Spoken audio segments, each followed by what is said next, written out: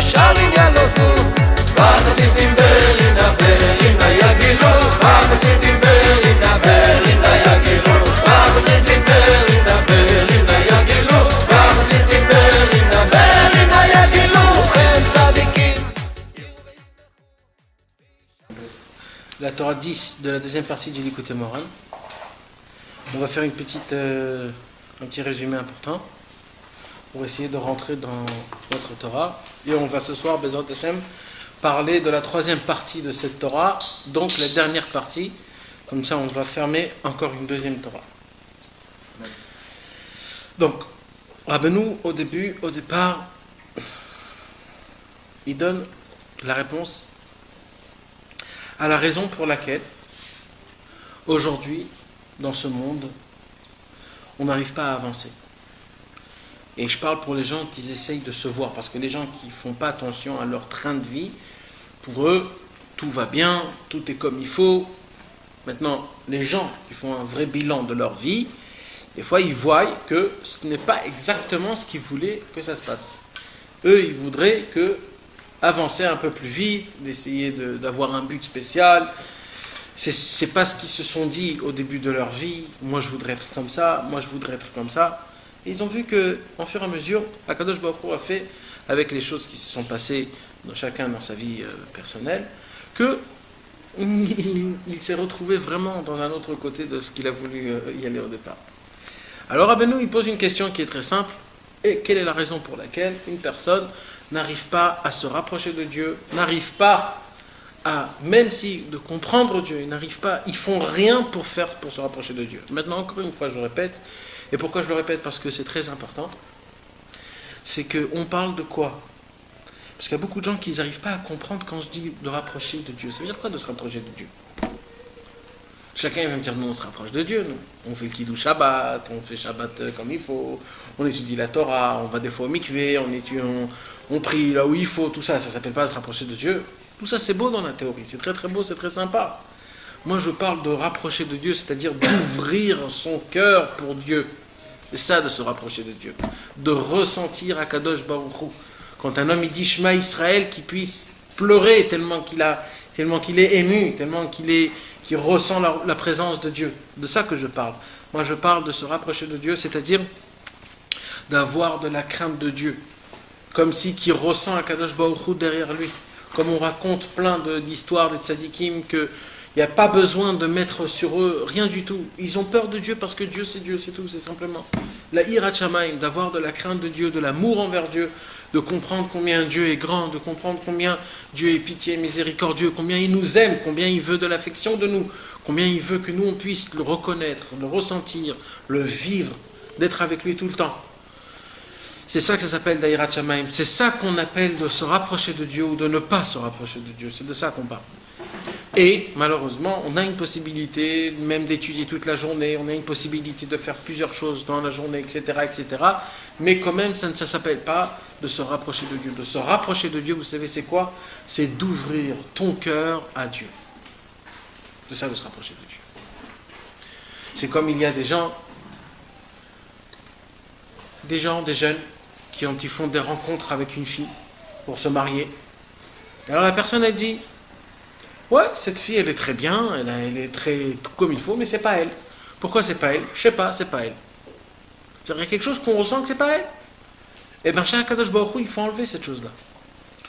Il faut essayer de tout faire pour qu'on puisse comprendre et retenir toute la vie, comme quoi, si je suis pas avec Dieu, dans toute ma vie, je me plante.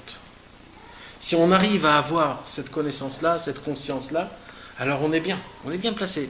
Et ça m'est égal si je fais ou je ne fais pas dans la Torah. L'essentiel, c'est d'être attaché, c'est d'être connecté. Il y a des gens que malheureusement, ils sont déconnectés, ils font tout ce qu'il faut dans la Torah. Mais ça, c'est pas très bien. Nous, ce qu'on veut, c'est d'être d'abord connecté. Et après, on verra si on fait ou si on ne fait pas. Donc, Rabbi Nachman de Breslev, il nous dit, c'est quoi la raison pour laquelle aujourd'hui, on n'arrive pas à voir toutes ces choses-là?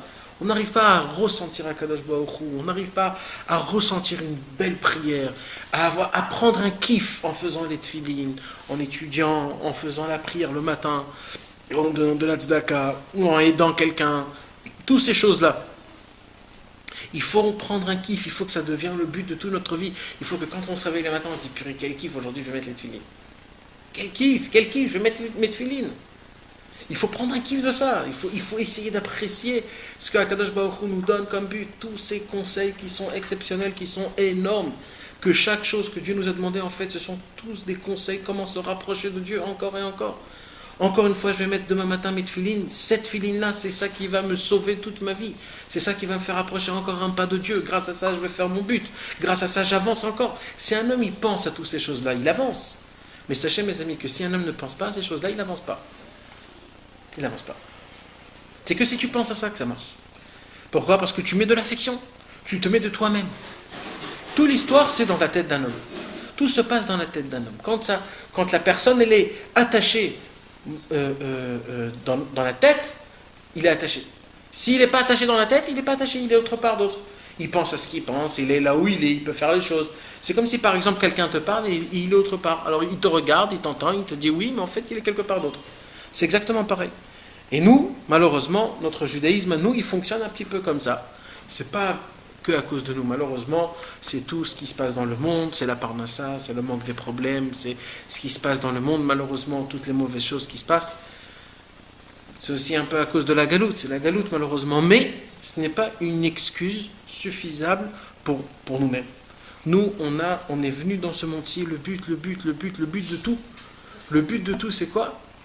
C'est toujours de penser à Kadosh Baruch Hu. Comme par exemple, cette semaine, il se sont passées beaucoup de mauvaises choses. Il y a eu beaucoup de mauvaises choses. Il y a eu un très grand rave qui est parti de ce monde. Il s'appelait Rabbi Yaakov Galinsky. C'était un très grand rave. Malheureusement, il y a eu les 2 enfants qui sont partis à Gilo, empoisonnement. Et les 2 autres frères, ils sont aussi très malades, alors que ce cours Bezrat Hashem, il soit en leur refoua shlema, Bezrat Hashem, pour la famille grosse. Et il y a eu aussi encore un autre enfant, Shabbat, qui est parti à l'âge de 3 mois. Plein de mauvaises choses qui se sont passées. Alors il y a des gens qui posent des questions. Comment Hashem il fait des choses comme ça, des enfants comme ça, religieux ou des choses. Comment Akadosh Baruch Hu il fait ça? Mais d'où elle vient cette question? Ça vient du Chal Panoi. Mais quand même, qu'est-ce qu'on peut leur dire aux gens comme ça? Vous savez, c'est quoi le plus grand problème? C'est que les gens, ils disent, quel âge ils avaient? 4, 5 ans, 3 mois? Regardez encore une fois comment on raisonne. On regarde vis-à-vis au corps. On regarde l'âge du corps. Et qu'est-ce qu'on dit l'âge du corps? Quel âge il avait cet enfant? 3, 4 ans? Mais c'est pas l'âge du corps qu'il faut voir. C'est l'âge de l'aneshama. L'aneshama, ça fait combien de temps qu'elle est là? Ça fait 5000 ans. Après 5000 ans, c'est passé. La vie, c'est vie. Ça veut dire 5000 ans qu'il y a l'aneshama? Eh bien, tous les neshamas, ils sont morts depuis la création du monde. Ah oui. T'as compris? Donc si maintenant ils sont venus, c'est-à-dire en fait la neshama elle a 5000 ans.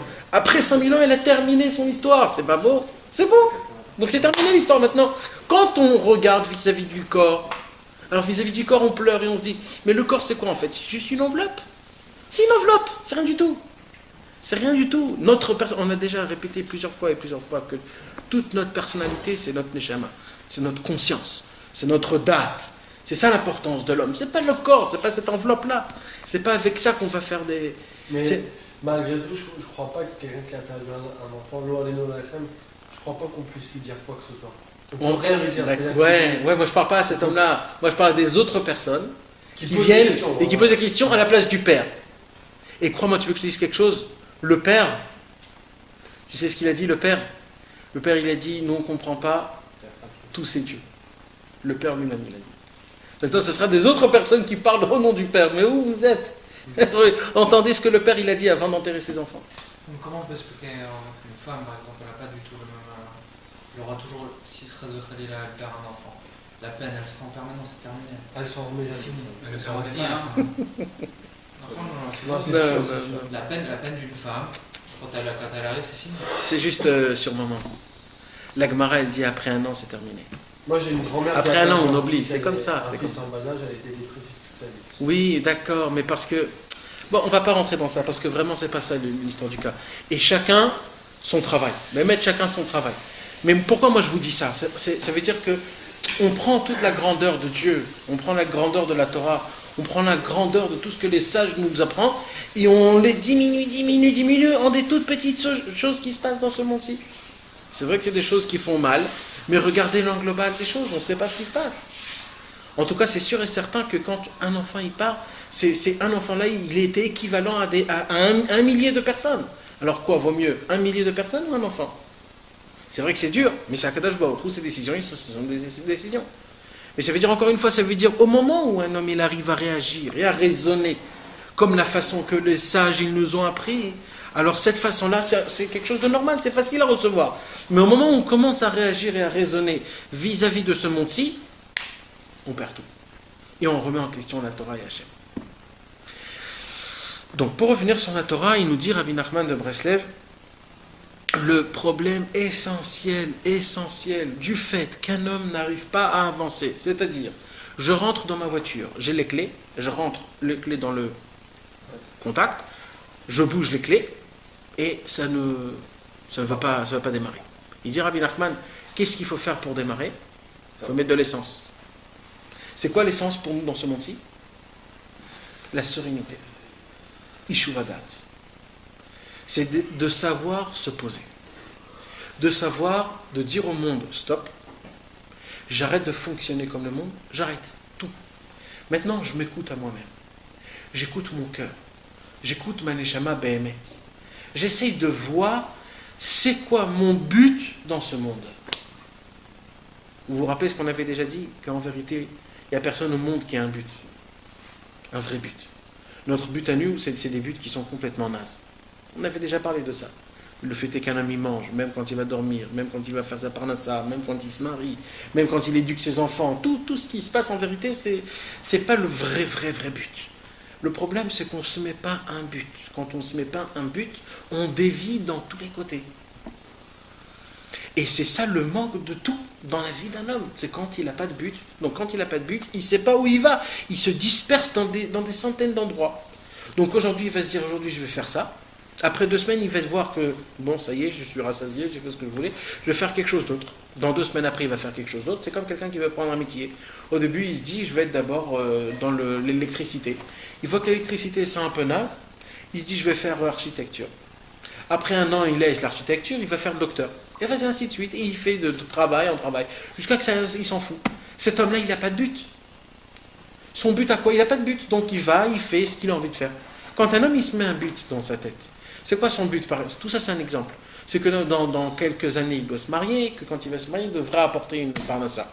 Donc il se dit que j'aime ou que j'aime pas, je vais essayer de faire ce qu'il faut faire pour me ramener de la parnassa. Donc c'est quelqu'un qui s'est trouvé un but et il termine avec ça. Mais nous, dans notre service divin, malheureusement, on ne sait pas créer un but. C'est-à-dire, si vraiment on se pose des questions, vraiment, pourquoi je vais aller faire ce plaisir ou ce désir? Pourquoi je vais entendre mon corps? Pourquoi je vais entendre mes ta'avot? Vous savez ce que j'ai... Il y a 2-3 semaines, non, c'était Dafka la semaine dernière, j'ai étudié cette Torah-là à Ouman, et avec quelqu'un, et on a parlé, et on a vu un livre qui dit quelque chose de très exceptionnel. Il développe c'est quoi le Gehinnom. Et il dit, vous savez c'est quoi le Gehinnom? Il y a beaucoup de gens qui croient que le Gehinnom c'est qu'on va souffrir, on va mourir, on va brûler, on va être explosé, dépucé, c'est pas ça le Gehinnom. La privation des talents. Non, même pas. C'est la honte. Hein? C'est la honte. C'est aussi la honte. Tout c'est vrai, ça veut dire aussi on va souffrir, aussi on va. Mais c'est quoi la vraie chose qui va se passer? Ça c'est certain. Donc tu vas avoir ta personnalité, qui tu aurais dû devenir. Ça aussi, tout ça c'est vrai. Mais il y a une chose qui va te faire comprendre toutes ces choses-là. Tu sais c'est quoi? C'est qu'on va monter en entier dans le Gehinnom. Nous on ne saura pas que c'est le Gehinnom. Nous on croit que ça va être le Gan Eden. On va monter en haut. Et maintenant il y aura, je ne sais pas si c'est Dieu ou des anges ou je ne sais pas qui. Ils vont te dire comment ça va, très bien et tout ça. T'as bien kiffé en bas, c'était bien, c'est super. Qu'est-ce que tu désires? Qu'est-ce que tu désires? Alors nous on va se dire comme c'est le Gan Eden, on va demander tout ce qu'on veut. Alors le mec qu'est-ce qu'il va dire? Il va dire moi toute ma vie j'ai voulu une Porsche. Alors l'ange il va te dire t'as voulu une Porsche? Il n'y a aucun problème, vas-y. On va lui donner une Porsche, vas-y. Fais ce que tu as envie avec la Porsche. Et le mec il va rentrer dans sa Porsche, il va commencer à voyager 1 journée, 2 journées, 3 journées jusqu'à qu'il en aura marre. On dit, bon, c'est bon, ça y est, j'ai roulé dans la Porsche, c'est terminé, laissez-moi tranquille. Bon, il a dit, ça y est, je suis rassasié de la Porsche. Qu'est-ce que tu veux d'autre? Je voulais $1 milliard. Bah, tu les auras, les $1 milliard. Et on lui donne tous ses ta'avot. On le gave de tous ses ta'avot. Et à la fin du compte, il va tout faire, il va se dire, c'est tout, c'est ça l'histoire. Toute ma vie en entière, elle a fonctionné par rapport à mes envies. Et là, je vois que je les ai fait, il n'y a rien du tout. C'est ça qui va faire le déclenchement dans la tête de l'homme en haut dans le ciel, de se dire, purée, qu'est-ce que j'ai foutu dans ma vie? Toute ma vie était basée dessus. Quand je voyais quelqu'un qui avait ça, je faisais comme ça, je voulais être son ami, j'essayais d'être son ami, je faisais tout pour être comme lui. Chacun avec son truc. Et bah, sauf, en haut, on va recevoir tout ce qu'on voudra, et on va se dire, c'est ça l'histoire, c'est rien que ça, c'est ça, rien que pour ça. Et ça va nous déchirer. C'est ça qu'on va se dire, mais si je saurais que c'est aussi simple, mais pourquoi j'ai gâché toute ma vie? Combien d'heures j'ai pensé, j'ai fantasmé sur toutes ces choses-là? Et ça va être très dur pour la neshama en tant que ciel. Et c'est là qu'on va découvrir qu'en vérité, je suis dans le Gehinnom. C'est un monde où jusqu'à coup, tu te dis, mais donnez-moi encore quelque chose d'autre. Je ne sais pas quoi, mais donnez-moi. Donnez-moi une tava. Je cherche quelque chose, je ne sais pas, qu'est-ce que je voulais un jour? Ça, peut-être ça. On va tout lui donner, on va le gaver de tavot. C'est-à-dire que toutes les tavot vont devenir l'enfer, c'est ça? Exact. Mais en vérité, c'est la personne elle-même. C'est pour ça que Rabbi Nachman il dit comme ça. Et ça, c'est un très très grand secret. Peut-être un jour, on l'étudiera comme il faut. Un jour, il dit Rabbi Nachman comme ça. Le Gan Eden, c'est sûr qu'il existe.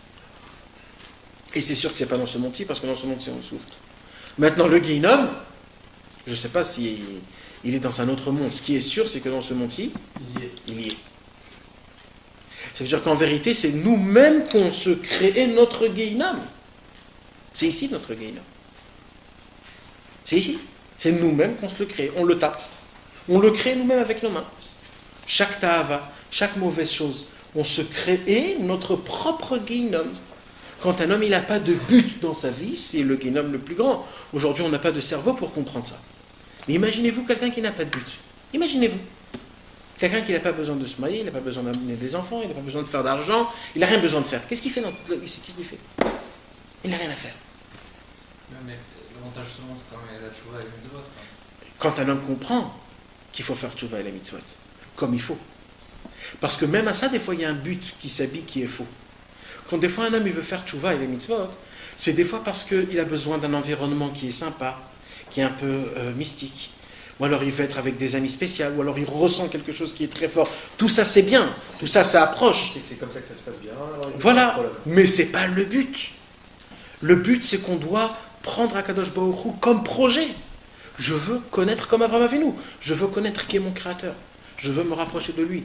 Je veux apprendre tout ce qu'il nous a enseigné, tout ce qu'il m'a parlé. Ça doit être le but essentiel d'un homme. Si un homme ne se met pas ça dans sa tête, c'est un grand problème.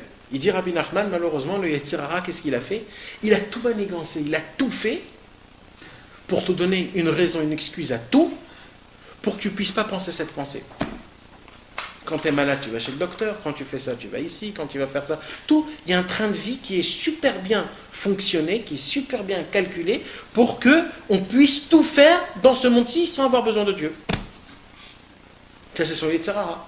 Mais, et à cause de ça, qu'est-ce qui se passe? Notre cerveau, il continue, il n'arrête pas à avancer, il n'arrête pas. Pas une seule seconde. Même quand on dort, même quand on se réveille, même quand on va dormir, on sait déjà ce qu'on va faire dans un an. Il y a des gens qui ont des projets même dans un an. Mais c'est de la folie. Il y avait des grands tzadikim qui ne savaient pas ce qui allait se passer dans une heure. Ils disaient, ici, on ne va pas vivre dans une heure. Et aujourd'hui, il y a des gens qui ont dans leur yoman, dans leur truc, dans 3 ans, dans 4 ans, dans 3 mois, je suis complet, je ne peux pas. Mais jusqu'à où là on y va? Qui te dit tu vas vivre jusqu'à tout ce temps-là?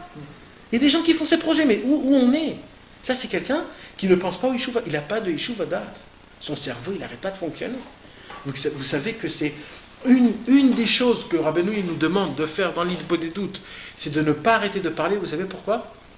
Parce qu'aujourd'hui, ils ont découvert une découverte, les grands psychologues, c'est vrai, que des fois, pour essayer de s'apaiser des problèmes qu'il y a aujourd'hui, c'est d'essayer ou alors d'écrire toutes les pensées, ou alors de les parler. Pourquoi? Pour essayer de faire un petit vide dans la tête.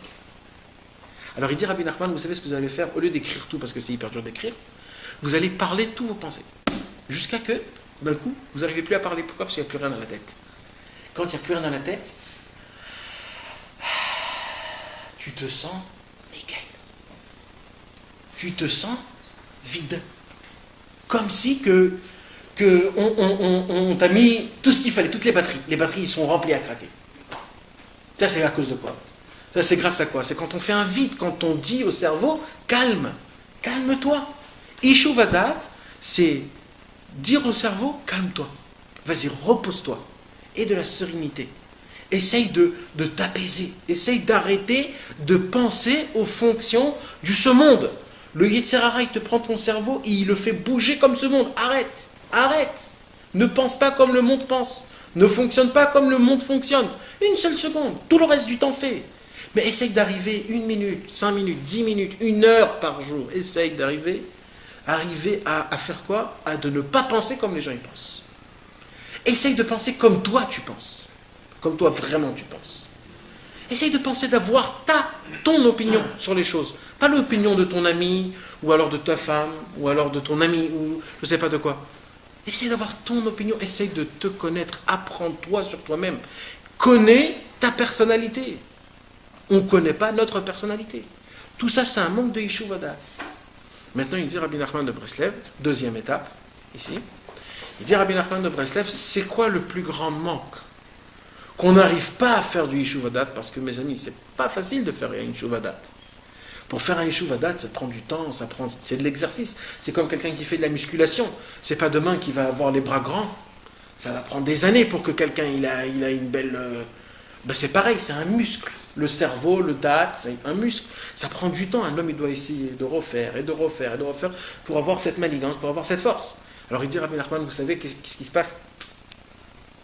Comment un homme, il arrive à essayer d'ouvrir son esprit? Il dit Rabbi Nachman, vous savez c'est quoi?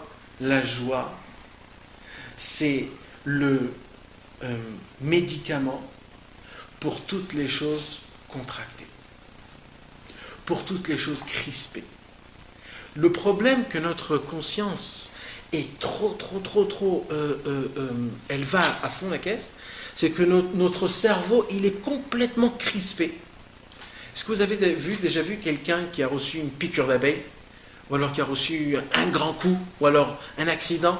Il est crispé en lui, il ne veut pas bouger, il est en état de choc. Notre cerveau, il est tout le temps comme ça. Notre cerveau, il n'arrête pas tout le temps, 24 heures sur 24, de recevoir des coups de choc. Et à cause de ça, il est hyper crispé. Qu'est-ce qui se passe quand le cerveau est crispé, mes amis? Il n'a pas la possibilité de voir grand. Ishuvadat. C'est ça le vrai problème. C'est que notre cerveau, c'est une fleur qui s'est complètement fermée en elle. C'est un chou-fleur qui s'est complètement fermé. On ne voit plus rien. Il dit Rabbi Nachman, ce qu'on a besoin de voir, quand une fleur qui fleurisse, qui est belle, qui fait montrer ses couleurs, c'est quoi qui nous donne cette force-là à notre cerveau? C'est la joie. Quand quelqu'un il est joyeux, il est ouvert. Tu peux lui parler tout ce que tu veux. Tu peux faire tout ce que tu veux. Il dit Rabbi Nachman, quand un homme il est joyeux, son esprit est ouvert, son cerveau est complètement ouvert, et grâce à ça, ça sera très facile pour lui d'avoir un Yeshuvadat, c'est-à-dire d'avoir de la sérénité, de savoir penser comme il faut. Maintenant, il dit Rabbi Nachman, c'est facile de parler, mais d'avoir de la joie aussi, c'est très dur. C'est dur d'avoir de la joie. Mais de quelle joie on parle? De quelle joie on parle? Quand je vous parle de la joie, qu'est-ce que vous pensez à quoi? Sachez une chose, mes amis. La joie dans ce monde-ci, sa définition, en vérité, la première porte de la joie pour essayer de casser, de briser toutes sortes de amertume ou de tristesse ou de penser, surpenser, c'est une définition de je ne suis pas arrivé à ma place. C'est ça le seul problème. Je ne suis pas arrivé à ma place. Ou je suis pas du tout à ma place. Ou alors je ne suis pas à ma place. C'est ça le gros problème. Partout. Quand j'arrive à la maison et que des fois ma femme ne me parle pas comme il faut, je te dis attends, mais c'est pas comme ça. Normalement c'est l'homme qui doit parler. Quand tu arrives au bureau et qu'on te dit 2-3 petits trucs, on te dit mais oh tout ça, moi je vais être toujours le premier et tout ça. Quand tu apportes l'argent chez toi à la maison, tu te dis purée, je suis venu avec tant. Et vas-y, ainsi de suite. Quand tu es en voiture, quelqu'un il te double, tu commences à exploser. Et partout. Le seul problème de tout dans le monde, c'est quoi? Je ne suis pas arrivé à ma place. Et ce problème-là, c'est ça qui nous met tout le temps dans l'amertume. Mais c'est normal. Imaginez-vous quelqu'un qui n'est pas à sa place, vraiment. Maintenant, il dit Rabbi Nachman, c'est quoi la racine de ce problème? C'est la gava, la fierté. La racine de ce problème, c'est la fierté. Il faut qu'elle connaisse sa place. Nahon, mais c'est pas ça l'histoire. L'histoire, c'est que nous, on se crée notre place. Ouais. Mais en fait, c'est faux. C'est ça l'histoire. Ouais. Rabbi Nachman, il te dit, moi, je veux que tu enlèves complètement ce problème-là. Il dit, Rabbi Nachman, t'as pas de place, t'as rien. Moi, je vais te donner une qualité, que cette qualité, c'est vraiment ta place, et tu es assis sur cette place. Si t'as fait passer top au top. Non, t'as une place et t'es assis dessus. Tout le temps. Hein? Non. Là-bas, c'est t'as pas de place, c'est le top du top. Non, mais t'as pas de place. Quand t'as pas de place, t'as pas de place. C'est dur.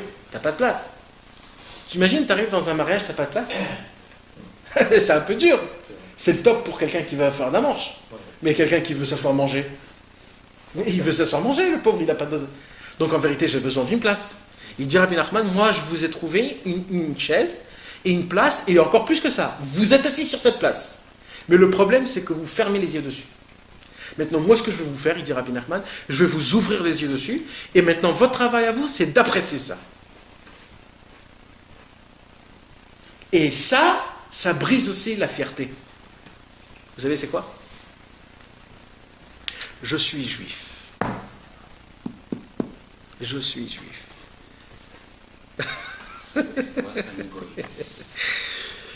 Normalement, mes amis, vous devrez sauter au plafond quand je vous dis ça. On s'assoit comme ça. Non, mais c'est parce que là, qui se retire jamais en fait. Mais non, mais c'est une place qui concerne tout le monde, c'est pas ma place. C'est ça la grandeur, c'est ça la beauté des choses. Tu es un âme. Rabbi Nachman, il te casse ta fierté en te disant que tu es un juif parce que ça dépend pas de toi. Ça dépend de Dieu. C'est Dieu qui t'a choisi, donc c'est pas toi. Donc là, il t'a cassé ta fierté. Mais Rabbeinu, il te dit, mais t'es assis sur cette place. Et la preuve, c'est que t'as la Brit Mila, t'as une kippa sur la tête, tu fais Shabbat, tu fais Tfilin. Donc t'es assis à ta place. T'es un juif. Maintenant, comment Rabbeinu, il te le dit ça? Et ça, c'est la beauté de Rabbeinu. Qu'est-ce qu'il dit Rabbi Nachman? On va essayer de lire dans le 3e paragraphe de la Torah 10. Velavo la simcha. Comment on fait pour arriver à avoir cette joie exceptionnelle? En se trouvant un point positif. Vous savez, mes amis, que la majorité de toutes les Torahs de Rabbeinu, jamais Rabbeinu il t'envoie dans une autre Torah. Jamais. Quand Rabbeinu il te dit une Torah, il te dit une Torah. Maintenant, il y a une seule Torah, où Rabbeinu, plusieurs fois, il te ramène cette Torah dans plusieurs Torahs. C'est toujours la Torah 282, la Torah de Azamra. Dans plusieurs Torahs, il te dit Rabbeinu, sachez mes amis que tout ce que je viens de vous expliquer, on ne peut pas accomplir sans la Torah 282. Vous savez de quoi elle parle, la Torah 282, la Torah de Azamra? La Torah de Azamra, c'est de se trouver le point positif. Mais ce n'est pas juste de se trouver le point positif. Trouver dans les... Non, chez les autres, c'est encore quelque chose d'autre. C'est encore quelque chose d'autre, on ne parle pas de ça. L'essentiel conseil de Rabbeinu, c'est de se trouver en soi le point positif. Mais ça ne s'arrête pas là.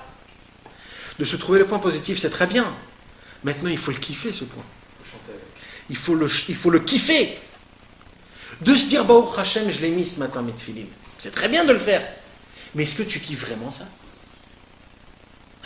C'est ça le travail qui te dit Rabbeinu dans un endroit. Kiffe tes points positifs. Kiffe-les.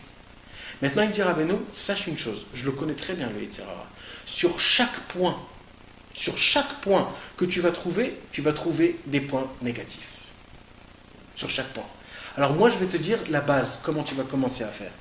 Le premier point, le seul point que le Yetzer Hara n'a pas d'emprise dessus, c'est quoi? Je suis juif. Pourquoi? Parce que ça, c'est Dieu qui l'a fait. Vous avez compris? Donc c'est le seul point tachlès, c'est-à-dire concret, que je peux prendre ce point-là et danser 70 ans, Baruch Hashem, je suis juif. Est-ce que vous comprenez de quoi on parle? Akadosh Baruch Hu,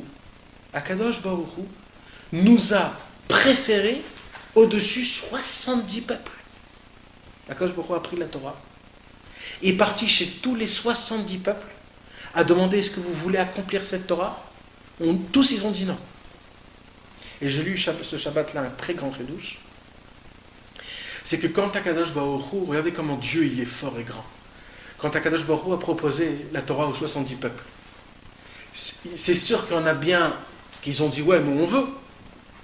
Quoi, tous ils ont dit non, tous, sans aucune exception, non. Il y en a bien 2 ou 3 qui ont dit oui dans chaque peuple. Alors eux, qu'est-ce qui se passe avec eux? Eh bien eux, ils se sont tous après convertis. En fur et à mesure C'est pour ça que tous les convertis qu'il y a aujourd'hui, c'était des descendants d'avant, des gens qui ont dit moi je voudrais bien un jour. Rien que cette volonté de dire moi je voudrais être juif, Dieu il a dit je le prends compte. Celui-là aussi je le prends compte. Celui-là il va devenir un juif, son petit-fils il va devenir juif. Et regarde, imagine-toi la force de la parole, la force d'une volonté. C'est que cette personne elle va devenir juive rien que parce qu'elle a voulu. Qu'elle fait partie des 70 peuples. Et maintenant de quoi on parle? On parle de juif. Un juif, il fait partie de Dieu, il fait partie de l'infini, de l'éternité. Un juif a un lien à toute la création du monde, à toute la réparation du monde. Il y a des choses qu'on ne peut même pas s'imaginer, on ne peut même pas comprendre. Jusqu'à où ça va? La beauté d'être juif, c'est que j'ai toujours de l'espoir. Je suis toujours attaché à Dieu. Je suis toujours attaché à tous mes frères juifs. Chacun est entouré de chacun. Si quelqu'un c'est un tzaddik, moi aussi je suis un tzaddik. Pourquoi? Parce que on est tous ensemble, on forme tous une seule unité. En vérité, on forme tous une seule unité. Si quelqu'un y monte, je monte avec lui, automatiquement. Malheureusement, s'il descend, je descends aussi avec lui. Mais ça aussi, c'est très beau, parce que je descends là où il faut descendre et je monte quand il faut monter. Ça veut dire qu'en vérité, on est un seul corps, tout le peuple juif. De savoir qu'un homme, c'est un juif, c'est-à-dire qu'il fait partie de Dieu. Il fait partie de tous les plus grands tzadikim. Vous vous imaginez un jour où on vous appelle, on dit bonjour monsieur Intel, on a découvert que vous faites partie de Google. Donc il vous revient dans votre compte bancaire 10 milliards. On peut savoir c'est quoi votre compte, on doit vous faire rentrer les 10 milliards. Vous imaginez s'il se passe quelque chose comme ça? Eh bien il se passe avec ça tous les jours cette chose-là. Tous les jours, à Kadosh, quand on se réveille le matin, on a l'opportunité de remercier Dieu qui nous a redonné notre Neshama. On dit merci à Dieu que Dieu nous a remis dans ce monde-ci. Et on a dans le potentiel, dans ce monde-ci, d'exploser le monde par ma lumière. Vous imaginez de ça? Vous savez, un jour, Rabbi Yehuda Aptaya, est-ce que vous avez entendu déjà parler de Rabbi Yehuda Aptaya? Rabbi Yehuda Aptaya, c'était un très très très très grand tzaddik, c'était l'ami du Ben Ishraï. C'était un ami du Ben Ishraï, un très très grand tzaddik en Irak. Alors Rabbi Yehuda Aptaya, c'était un très très grand érudit dans la Kabbalah, il faisait plein de réparations d'âmes. Surtout quoi? Surtout les dibukim. Parce que vous savez, c'est quoi les dibukim? On ne va pas rentrer dans ça, mais c'est une sorte de... Hein? Les possessions. Ouais. Possession, posséder. Ok, voilà, exactement. Quand un esprit rentre chez une personne et qu'il le rend fou. Rabbi Yehuda Aptaya, il faisait beaucoup ce travail-là, il essayait de faire des réparations sur des personnes. Malheureusement, en ce temps-là, il y avait beaucoup de gens qui étaient complètement possédés. D'accord? Donc Rabbi Yehuda Aptaya, qu'est-ce qu'il faisait? Il faisait des choses, il arrivait à communiquer avec tous ces esprits-là. Il arrivait à communiquer. Alors un jour, il vient avec quelqu'un et c'était une petite fille qu'elle a été possédée. Malheureusement, elle avait un esprit qui lui faisait vraiment du mal. Et Rabbi Yehuda Aptaya, il essayait de lui faire des réparations, il lisait pour elle des trucs et tout ça, elle faisait plein de choses. La nuit, il se réveillait, plein de choses. Un jour, cette fille, elle s'est levée sans faire attention, sans faire exprès, et elle marchait à côté d'une choule. Et quand elle marchait à côté d'une choule, elle a entendu que c'était en plein milieu du Shmona Esrei, que le Chazan, il faisait la Chazarat Hashat. Et quand il faisait la Chazarat Hashat, elle a répondu Amen. Comme ça, elle a répondu Amen. Quand elle est revenue chez lui, Rabbi Yehuda Aptaya est rentré chez elle, encore une fois, pour continuer à faire sa réparation, et il essaye de faire la réparation, et il n'est plus là. Il n'est plus là. Alors il essaye de faire des choses qu'il sait faire, il essaye de monter dans le ciel, de faire des yichudim, de faire des kavanot, etc. Jusqu'à qu'il arrive à attraper cette neshama, cet esprit, et il lui dit, dis-moi où t'es parti? Il dit, elle a répondu Amen. Je suis monté dans une autre sphère. Je suis quelque part d'autre dans un autre monde. Alors Rabbi Naftali dit quoi? C'est ça le fait de un Amen un Amen qu'elle ne sait même pas de quoi, quel Amen elle a dit. C'est-à-dire, elle a dit Amen, rien que parce qu'elle a entendu les gens qui disaient Amen. Elle n'a même pas fait attention, rien du tout, tout ça. Ça, c'est l'effet de juste un seul Amen. Rabbi Naftali, il a dit, imaginez-vous, chaque juif, nous on rentre dans la choule, on fait plein de Amen, on répond Amen à la maison. Tellement de Amen, imaginez-vous notre Neshama, des mondes et des cieux, à jamais savoir combien de temps, jusqu'à où, tellement c'est haut, tellement c'est profond. Et on monte des milliards et des milliards de kilomètres d'années, juste en répondant à un seul Amen. Un juif ne sait pas ce que c'est la lumière de la Torah, la lumière de la prière, la lumière de la connexion quand on pense à Akadosh Baruch Hu. Les mondes et les mondes qu'on passe et qu'on passe et qu'on passe. On s'élève et on s'élève à 100. Et ça, c'est qui? C'est que les juifs. Quand on va monter dans le ciel après 120 ans, et qu'on va nous commencer à nous proposer tout ce qui... On va devenir complètement fou. On va complètement devenir fou. La Torah, elle dit Ain lorata Elokim zulatecha. Aucun œil au monde peut comprendre, ni a vu qu'est-ce qui va se passer en haut dans le ciel avec chacun de nous tous. On ne peut pas comprendre la grandeur de récompensation que Dieu va nous récompenser. Juste pour un seul fait. Je suis juif. Ah, t'es juif? Tout est ouvert pour toi. Vas-y, rentre. Fais ce que tu veux. T'es chez toi. Dans le ciel, on est chez nous, en haut. Rien que le fait est qu'on est juif. Le fait est que je suis juif, je fais partie, comme je vous ai dit, de Google. Le milliard et les milliards qui puissent rentrer, je ne sais même pas comment. Akadosh Baruch Hu, il m'a préféré. Il y a écrit que Akadosh Baruch Hu, chaque matin, quand le ciel se lève, il dit Israël Asher Becha et Pa'ar. Ça veut dire quoi? Ça veut dire Akadosh Baruch Hu, il prononce le nom de chacun de tout le peuple juif. Et il dit, un tel, fils de un tel, toi je me merveille de toi. Et vas-y, tous les noms de tous les juifs qui vivent. Je me merveille de toi. C'est le roi de tous les rois qui dit ça. Le Seigneur le plus grand au monde, le créateur de tout l'univers. Qui dit quoi? Le petit naze là, qui fait les poubelles, eh bien je me merveille de lui. Imaginez-vous jusqu'à où ça monte, jusqu'à où ça va. C'est ça un juif. Un juif, c'est je fais partie de la... Comme par exemple, il y a une voiture, ok? Dans la voiture, s'il manque un petit boulon, la voiture ne fonctionne pas. Même si c'est un tout petit boulon, il faut le remettre ou alors le revisser. Maintenant, c'est vrai que je ne suis pas la tête du moteur, c'est vrai que je ne suis pas le guidon, c'est vrai que je ne suis pas les roues, mais je suis le petit... Hein? L'écrou. Ouais, je suis le boulon. Donc sans le boulon, même que je suis tout petit, ça ne fonctionne pas. C'est ça. D'être un juif, c'est de faire partie de toute cette grande chose, cette grande machine qui fait bouger tous les mondes et tout l'univers et l'espace et le temps et tout ce qui peut se passer.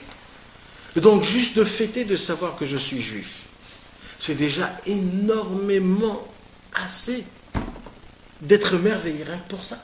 De savoir que ce que je peux faire, je reste le fils du roi. Vous imaginez qu'il y a deux catégories dans le monde. Il y a le fils ou l'esclave, il n'y a pas au milieu. Le fait est que je suis juif, je suis le fils du roi. Maintenant, vous savez c'est quoi le plus grave et le plus pire de tout? C'est quand j'oublie que je suis le fils du roi. Vous savez ce qu'il dit Rabbi Nachman? Quand j'oublie que je suis le fils du roi, je passe automatiquement à l'esclave. Et je deviens un esclave. Vous voulez être le fils ou l'esclave, mes amis? On veut tous être le fils du roi. Vous savez comment on fait pour être le fils du roi? Soyez contents et n'oubliez jamais que vous êtes le fils du roi. C'est ça, Azamra. Et encore, il y a un niveau plus élevé encore. Il y a le niveau du fils qui se comporte comme un esclave pour son père. Ça, c'est une autre Torah. On ne va pas rentrer cette Torah-là ici. Moi, ce que je parle, c'est de ça. Et c'est ça la grandeur de tout. Azamra, c'est quoi? Azamra, c'est de ne jamais perdre la mémoire, de toujours savoir, et de chérir le fait est que je suis le fils du roi. Et automatiquement, quand je suis le fils du roi, je ne suis plus l'esclave. Je ne suis plus esclave à ce monde. Je ne dépends plus de ce monde. Je ne dépends plus de toutes les pensées qu'il y a dans ce monde. Un homme comme ça, il est toujours joyeux et il a de la sérénité. Et quand il a de la sérénité, il peut se rapprocher de Dieu parce qu'il se crée un but. C'est ça notre Torah. C'est ça toute la Torah qu'on vient d'étudier. Si un homme, il se rappelle tout le temps, toute sa vie, tout le temps, et il chérit ces choses-là. Le fait est que je suis le fils du roi, que je suis juif, que j'appartiens à un fonctionnement qui est exceptionnel, à la machine du siècle. Quand un homme, il se rappelle de ça tout le temps, il n'a plus rien à craindre. Parce que ça, c'est Akadosh Baruch Hu qui l'a fait. Enfin, on voit comment il dit ça, Rabbeinu. Mais la vol et simcha, comment on fait pour arriver... C'est juste pour avoir Yeshuva Date, tu te dis il faut faire Asamra. Non, il dit comme ça, Rabbeinu. Pourquoi un homme n'arrive pas à se rapprocher de Dieu? Parce qu'il manque de Yeshuva Date. Pourquoi on n'arrive pas à faire le Yeshuva Date? Parce qu'on est dans l'amertume. Donc, qu'est-ce qu'il faut faire pour l'amertume? Il faut être joyeux. Mais on ne peut pas être joyeux, il dit Rabbi Nachman, la vraie joie. On ne peut pas être joyeux tant que tu n'arrives pas à apprécier le fait que tu es juif. C'est-à-dire de faire Azamra. De savoir se contenter à chaque point positif que tu as. Surtout le point positif que je suis juif. On avait entendu une fois un shiur sur Azamra et Aïe. Ah ouais, bien sûr. Mais en fait, si on n'arrive pas à Azamra, la première étape c'est Aïe. C'est pas exactement comme ça. C'est pas exactement comme ça. On cherche Hachem jusqu'à ce qu'on arrive Ah, à... c'est ça. Il dit si t'es pas dans Azamra, alors tu bascules dans Aïe. Tu vois? Il dit c'est deux moteurs. C'est vrai que c'est deux moteurs. On a tout besoin. En vérité, on a tout besoin. Tout le côté moral, on a besoin. Si c'est pas ça, c'est pas ça. Et s'il n'y a pas Aïe, qu'est-ce qu'on fait? Aïe, c'est la base. C'est quand tu es dans même Azamra, c'est la base. Quand tu es dans l'obscurité, tu cherches Hachem. Quoi. Tu dis, ouais, mais quand tu es à l'obscurité, tu n'arrives pas à chercher Hachem. Tu n'as pas trouvé, mais tu cherches. Non, tu n'arrives pas à chercher. Qui veut chercher Hachem? Quand tu n'es pas dans l'obscurité, tu fais... Oui, tu cries. Non, tu cries pas, tu veux pas crier. Mais tu veux pas. Je suis en train de faire une avéra. Je suis dehors à Tel Aviv, je suis en train de manger un steak qui n'est pas caché. Laissez-moi tranquille. Quel aïe, de quoi vous me parlez? C'est un kiff. C'est une fois qu'il est tombé, il fait aïe dessus. Non, mais avant qu'il est tombé, il est en train de le bouffer là. Il penche à Hachem. Dans son kiff, qu'est-ce qu'il va crier? Il va crier. Non, là, Il va rien faire, il va pas faire les moras non plus s'il est en train de manger. Ça bouge, ça veut dire en vérité, il y a ça et ça et ça et ça. Un homme qui veut manger un cochon, par exemple, Chas v'Shalom, que Dieu nous en préserve, que ça arrive à personne, qui veut pas faire ailler, il a encore la possibilité de dire après tout, je suis juif. Non, mais quand. Est-ce que c'est vrai ou faux? Ouais, c'est vrai ça. Alors? Quand il arrive, ça s'arrête. Sans chercher Dieu. Ce qu'il vient c'est dans le couche à la faute où il parle du Oui, Shabbat. je sais, il retroumé. C'est ça. D'accord, mais ça veut dire, il faut pas s'arrêter à ça. C'est pas. Ça veut dire, sur chaque lal, il y a Yotse Minaklal. Toujours c'est comme ça. Ça, c'est le point, il bouge jamais ça. Tu connais, c'est le cardinal qui était Ouais. à la fois quand il s'est fait enterrer, il a demandé à ce qu'on fasse chez lui. Non, je savais Tu pas. connais pas? Non, c'est pas une blague. Ouais. Un cardinal qui s'appelait Lustiger. En fait, c'était un Lévi. T'as pas entendu parler de cette histoire, Antoine? Il était venu avec le pape, c'est genre, il était combien? Il allait devenir le pape. Deux, je crois, un truc comme ça, non? 2, 3. Et quand il est mort, donc c'était très Il flexible. s'appelle Ephraim Lustiger. Il était 2 ou 3 dans la hiérarchie, tu vois. Et quand il est mort, il a demandé à être enterré dans un cimetière juif et à ce qu'on fasse Kaddish. Ouais. Donc tu vois, c'est vraiment ça, quoi. Ça bouge pas. C'est ça. C'est ça. C'est ça l'histoire. Ça veut dire que quand ça marche pas aïe, tu fais Azamra. Quand ça marche pas Azamra, tu fais aïe. Mais il faut que tu saches quelque chose. Mais Azamra, c'est quand tu as trouvé le point positif de la chose. C'est ça? Non, c'est les chapes, les droches, les limso, ou les vakesh. 4 mots. De chercher, de demander, de trouver et de se contenter. C'est comme ça.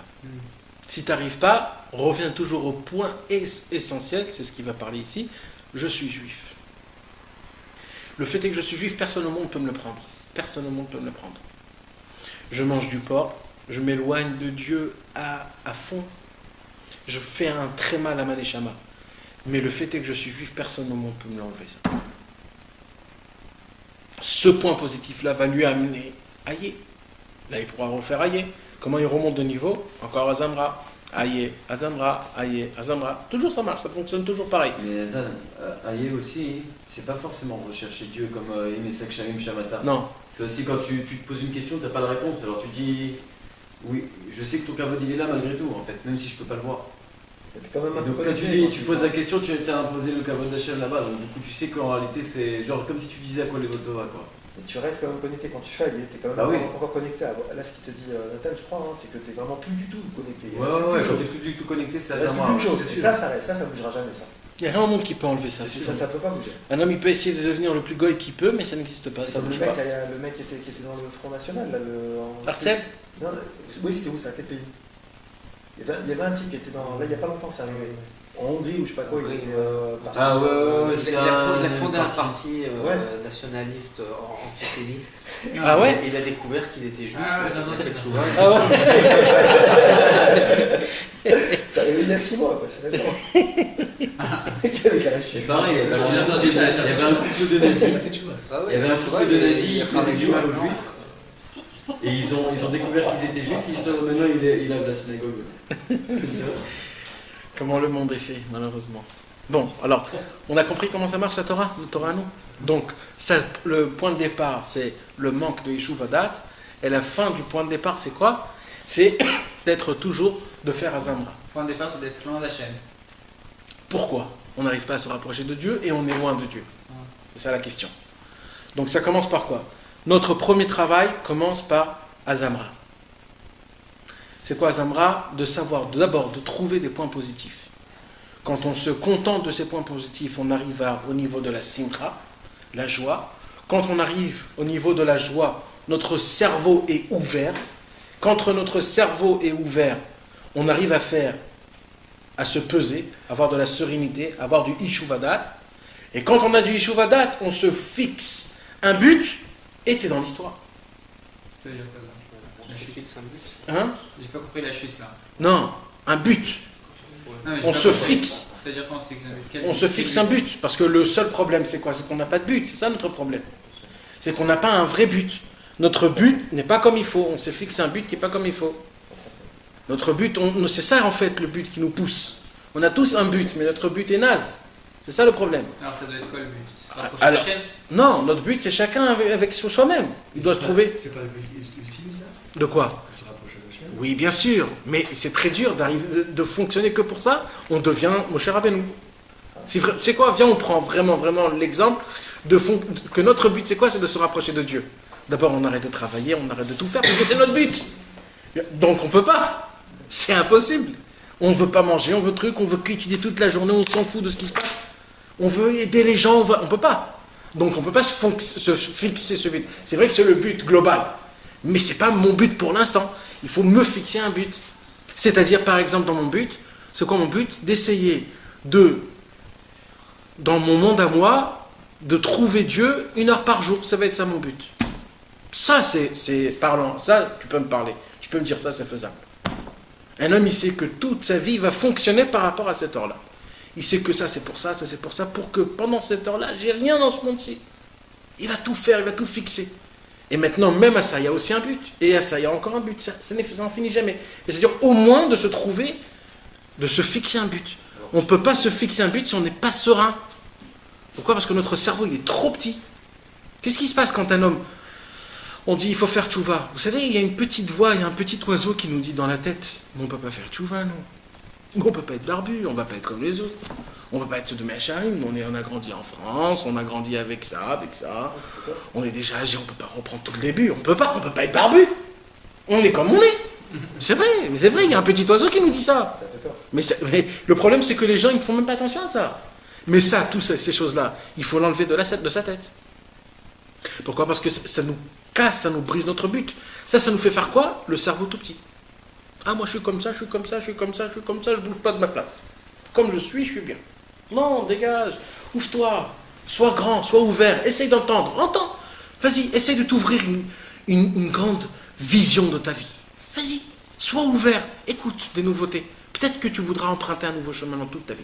Peut-être. Laisse-toi emporter. Laisse-toi gérer par le gérant. Laisse le gérant te gérer ta vie. On a très peur, on veut rester comme je suis bien, c'est bon, laissez-moi tranquille. Mais des fois, quand c'est important, c'est emporté très loin, pas au bon endroit. Non, quand on fonctionne d'après le Shulchan Aruch, que Rabbi Nachman il a dit, ça c'est la base de tout, ça c'est certain. Rabbi Nachman de Breslev il a dit, vous pouvez faire ce que vous voulez avec mon likutei moharan, mais un séif du Shulchan Aruch, vous ne bougez pas. Ça c'est l'essentiel de base, c'est la base de tout.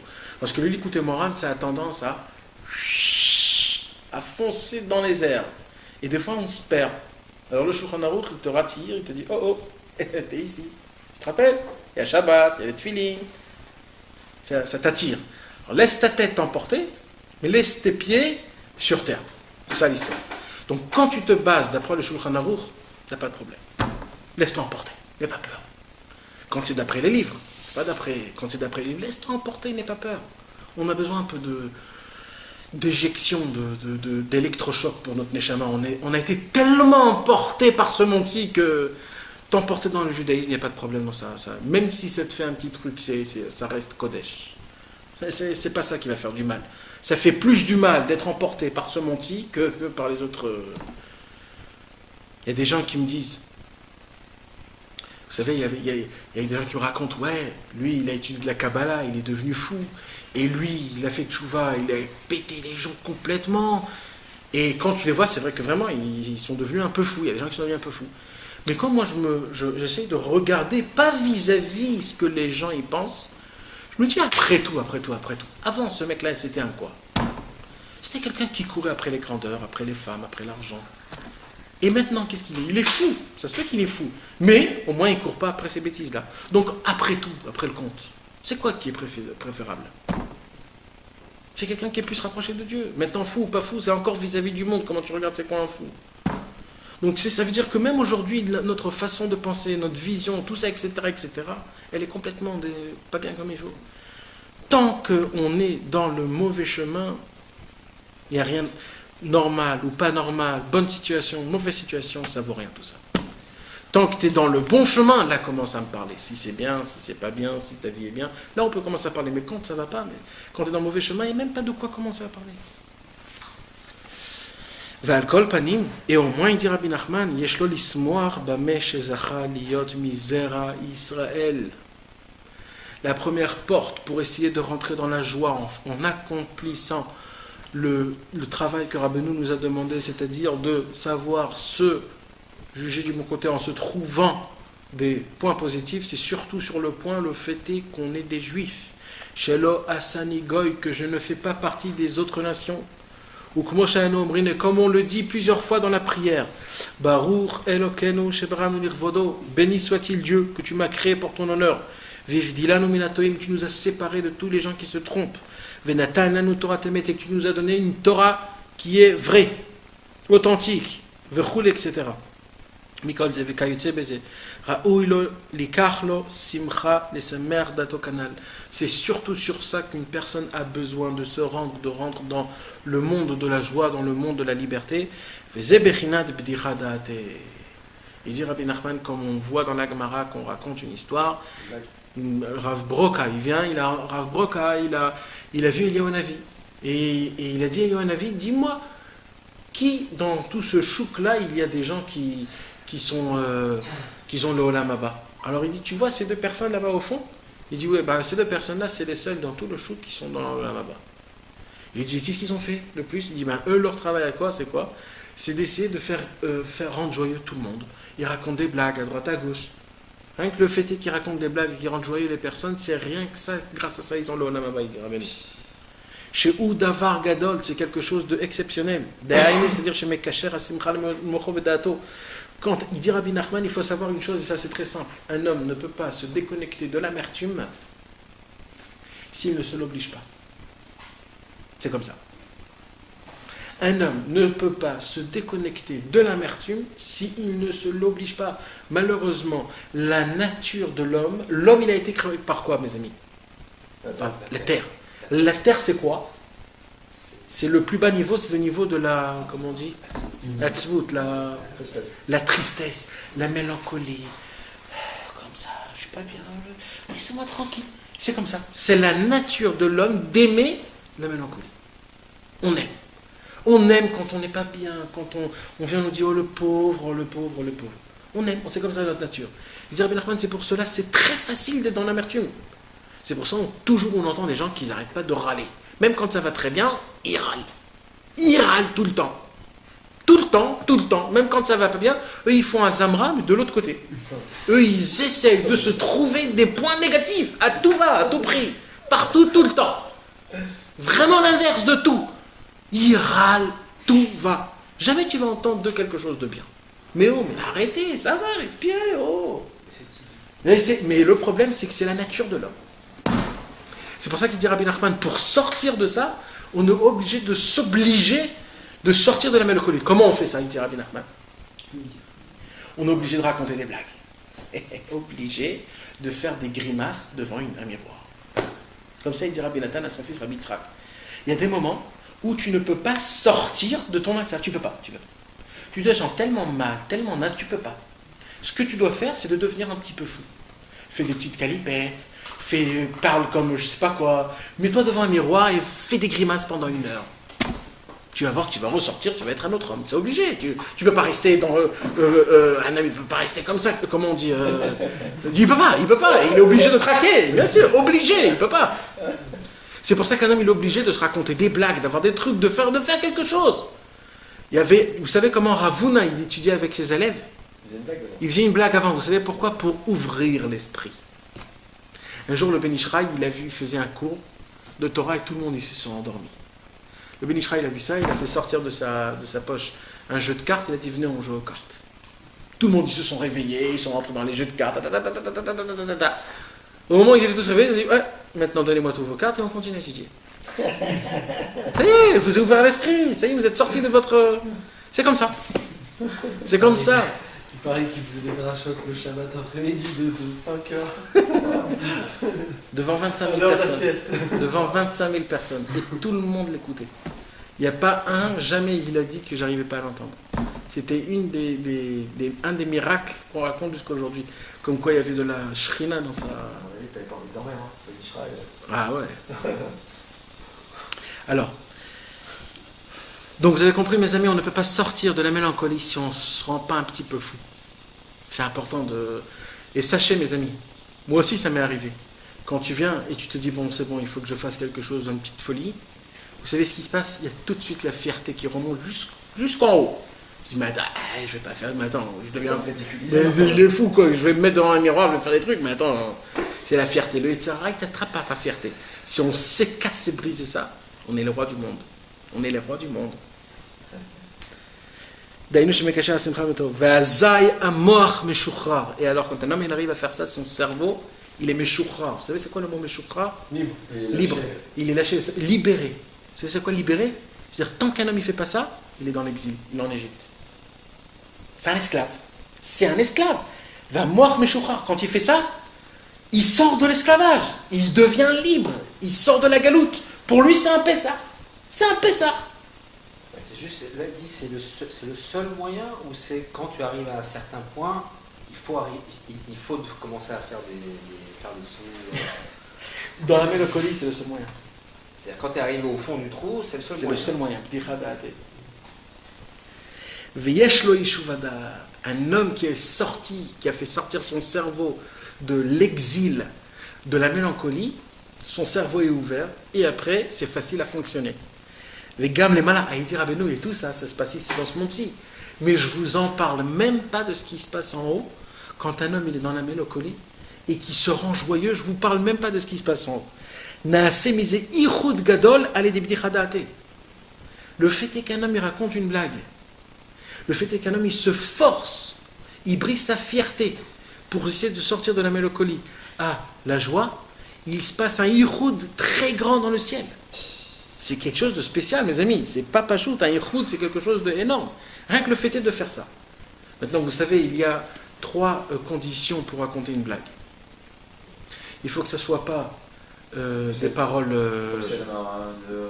Non, niveau le P. Ouais, niveau le P. Comment on dit? Obscénité. Obscénité. Il ne faut pas que ce soit des paroles d'obscénité ou sur des choses d'obscénité. Il ne faut pas que ce soit sur le compte de quelqu'un d'autre. En racontant par exemple les Marocains, les Tunisiens, les Irakiens. Non, on ne peut pas, c'est sur le compte de quelqu'un d'autre. Les Arabes. Ouais, sur des goïms, on va dire c'est bon, mais ça veut dire qu'il ne faut pas que ça soit sur le compte d'un juif, quoi. Dire toutes les charias et toutes les choses comme ça, c'est pas très. Les Belges, c'est là. Et la troisième chose, j'ai oublié. La troisième chose, c'est pour pas tirer profit de ça. Ah, exact. De pas tirer profit dessus. De pas. Genre, regarde, j'ai. Ouais, tout ça. Si il y a ces trois choses-là, allez quand vous voulez, où vous voulez avec toutes les blagues. Voilà, mes amis, on a. Attends, juste tu peux redire parce que je sais pas trop compris comment on fait pour savoir si on est sur le bon chemin ou pas. J'ai dit, ça dépend si ce que c'est bien ou pas. Comment on fait pour nous le savoir si c'est bien ou pas? Si c'est bien ou pas. Le fait est qu'un homme il essaye de progresser tout le temps. Akadosh Baruch Hu l'aide tout le temps. C'est pas ça la question qui doit se poser. Que Dieu te bénisse, que des bonnes choses. De savoir d'être dans le bon chemin. Quand tu es joyeux, tu es dans le bon chemin. Quand tu es joyeux, tu es dans le bon chemin. Parce que tu sors de l'exil. Je t'ai dit, ou tu es le fils de Dieu, ou tu es l'esclavage de Dieu. C'est quoi l'esclave du monde, ça veut dire? Si tu apprécies le fait que tu es juif, tu deviens le fils de Dieu, donc tu es bien dans tous les côtés. Mais au moment où tu oublies cette notion-là, tu deviens l'esclave. C'est quoi l'esclave? L'esclave de ce monde. Là, c'est sûr que tu n'es pas bien. Tu as compris? Tant que tu te rappelles tout le temps et que tu chéris tout le temps ce point, tu es dans le bon chemin. Donc en fait, toute cette Torah, c'est juste pour dire quoi? Pour dire comment on se rapproche d'Hachem ou juste pour trouver c'est quoi le bon but? Pour nous faire montrer tout. C'est tout, toutes les étapes ensemble. Mais l'essentiel Torah, on va dire le petit résumé, c'est la raison pour laquelle on n'arrive pas à se rapprocher de Dieu, c'est un manque de sérénité, d'apaisement du cerveau, et ça on arrive en se contentant des points positifs. Surtout le point. Donc le but à la fin, c'est de se rapprocher de Hachem. Exact. Ça, c'est le but de la Torah. Elle nous explique comment on se rapproche d'Hachem. Exact. Mais tout le travail de Rabbi Nachman, c'est de. Toute sa vie, il a cherché à se rapprocher d'Hachem. Ouais, mais des fois, il y a plusieurs choses. Donc les Torahs, c'est surtout finalement. Non, mais il y a aussi des fois pour briser des tavotes. Ouais, mais pourquoi faire? Pour se rapprocher d'Hachem. Ouais, bien sûr. Le La but, fin, c'est toujours ça. tout le temps, ça. C'est le vrai bon Ce qu'il a fait Abraham Avinu. Ouais. C'est plusieurs études, plusieurs conseils pour savoir comment à la fin tu te rapproches d'Hachem. Exact. Lui, au début, il a essayé de se mortifier, etc. Et finalement, en fait, là, il donne les conseils pour se rapprocher d'Hachem. Ouais, exact. Baruch Adonai Leolam, Amen, Amen.